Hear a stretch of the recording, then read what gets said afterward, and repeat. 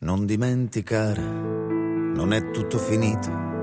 La neve che bruciava, il male che hanno fatto. Non dimenticare, se c'è ancora qualcuno che scrive con le svastiche, porta camicie nere, che grida come un Führer, che sogna la purezza senza mai avere un dubbio, mai nessuna incertezza. Non dimenticare dove siamo caduti, la neve che bruciava, l'orrore ci appartiene.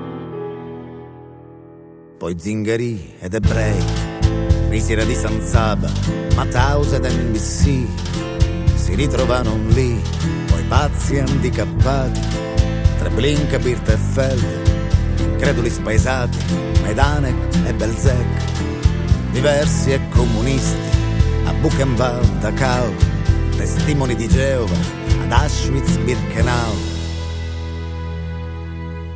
Nei campi della morte li avevano ammassati, nei campi di sterminio il vento li ha cercati, e sembrano lontano, quasi non ci appartengono, e invece siamo noi, e madre e figli eroi.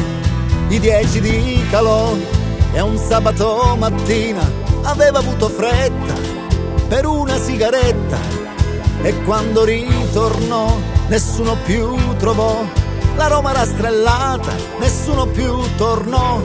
Dove era andata Clelia con Elena Raimondo, Davide Resta e Rosa non si rendeva conto, e l'angelo Samuele nella notte infame, ed Inese e Bellina più niente come prima.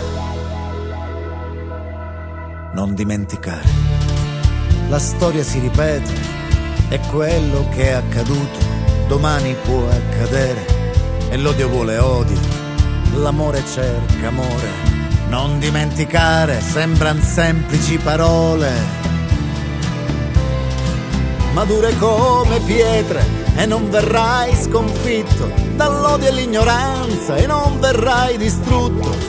L'amore ed il perdono, il giorno, la vittoria, si scriverà di pace nei libri della storia.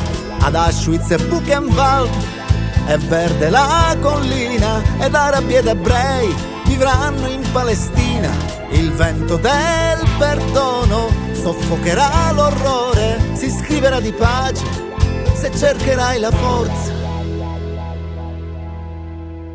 dell'amore.